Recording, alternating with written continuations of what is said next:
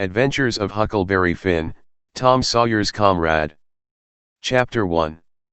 You don't know about me without you have read a book by the name of The Adventures of Tom Sawyer, but that ain't no matter. That book was made by Mr. Mark Twain, and he told the truth, mainly.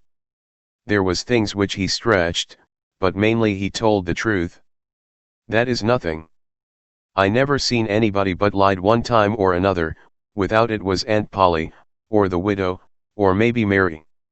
Aunt Polly, Tom's Aunt Polly, she is, and Mary, and the widow Douglas is all told about in that book, which is mostly a true book, with some stretchers, as I said before. Now the way that the book winds up is this: Tom and me found the money that the robbers hid in the cave, and it made us rich. We got $6,000 apiece, all gold. It was an awful sight of money when it was piled up. Well, Judge Thatcher he took it and put it out at interest, and it fetched us $1 a day apiece all the year round, more than a body could tell what to do with. The widow Douglas she took me for her son, and allowed she would civilize me, but it was rough living in the house all the time. Considering how dismal, regular and decent the widow was in all her ways, and so when I couldn't stand it no longer I lit out. I got into my old rags and my sugar hogshead again, and was free and satisfied. But Tom Sawyer he hunted me up and said he was going to start a band of robbers, and I might join if I would go back to the widow and be respectable. So I went back. The widow she cried over me, and called me a poor lost lamb, and she called me a lot of other names, too, but she never meant no harm by it. She put me in them new clothes again, and I couldn't do nothing but sweat, and feel all cramped up. Well, then, the old thing commenced again. The widow rung a bell for supper, and you had to come to time. When you got to the table you couldn't go right to eating, but you had to wait for the widow to tuck down her head and grumble a little over the victuals, though there warn't really anything the matter with them, that is. Nothing, only everything was cooked by itself. In a barrel of odds and ends it is different, things get mixed up, and the juice kind of swaps around, and the things go better. After supper she got out her book and learned me about Moses and the bulrushers. And I was in a sweat to find out all about him, but by and by she let it out that Moses had been dead a considerable long time, so then I didn't care no more about him, because I don't take no stock in dead people. Pretty soon I wanted to smoke, and asked the widow to let me. But she wouldn't. She said it was a mean practice and wasn't clean, and I must try to not do it any more. That is just the way with some people. They get down on a thing when they don't know nothing about it. Here she was bothering about Moses, which was no kin to her, and no use to anybody, being gone, you see, yet finding a power of fault with me for doing a thing that had some good in it. And she took snuff, too. Of course that was all right, because she done it herself. Her sister, Miss Watson, a tolerable slim old maid, with goggles on, had just come to live with her, and took a set at me now with a spelling book. She worked me middling hard for about an hour, and then the widow made her ease up. I couldn't stood it much longer. Then for an hour it was deadly dull, and I was fidgety. Miss Watson would say, "Don't put your feet up there, Huckleberry, and don't scrunch up like that, Huckleberry, set up straight," and pretty soon she would say, "Don't gap and stretch like that, Huckleberry, why don't you try to behave?" Then she told me all about the bad place, and I said I wished I was there. She got mad then, but I didn't mean no harm.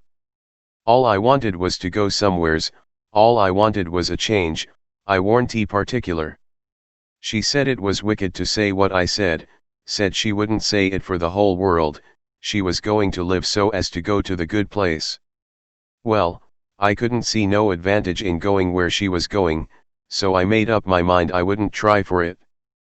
But I never said so, because it would only make trouble, and wouldn't do no good. Now she had got a start, and she went on and told me all about the good place. She said all a body would have to do there was to go around all day long with a harp and sing, forever and ever. So I didn't think much of it. But I never said so. I asked her if she reckoned Tom Sawyer would go there, and she said not by a considerable sight. I was glad about that, because I wanted him and me to be together. Miss Watson she kept pecking at me, and it got tiresome and lonesome. By and by they fetched the niggers in and had prayers, and then everybody was off to bed. I went up to my room with a piece of candle, and put it on the table. Then I sat down in a chair by the window and tried to think of something cheerful, but it warn't no use. I felt so lonesome I most wished I was dead. The stars were shining, and the leaves rustled in the woods ever so mournful, and I heard an owl, away off, hoo-hooing about somebody that was dead. And a whip-poor-will and a dog crying about somebody that was going to die, and the wind was trying to whisper something to me, and I couldn't make out what it was, and so it made the cold shivers run over me. Then away out in the woods I heard that kind of a sound that a ghost makes when it wants to tell about something that's on its mind and can't make itself understood, and so can't rest easy in its grave. And has to go about that way every night grieving. I got so downhearted and scared I did wish I had some company. Pretty soon a spider went crawling up my shoulder, and I flipped it off and it lit in the candle, and before I could budge it was all shriveled up. I didn't need anybody to tell me that that was an awful bad sign and would fetch me some bad luck, so I was scared and most shook the clothes off of me. I got up and turned around in my tracks 3 times and crossed my breast every time, and then I tied up a little lock of my hair with a thread to keep witches away. But I hadn't no confidence. You do that when you've lost a horseshoe that you've found, instead of nailing it up over the door, but I hadn't ever heard anybody say it was any way to keep off bad luck when you'd killed a spider. I sat down again, shaking all over, and got out my pipe for a smoke, for the house was all as still as death now, and so the widow wouldn't know.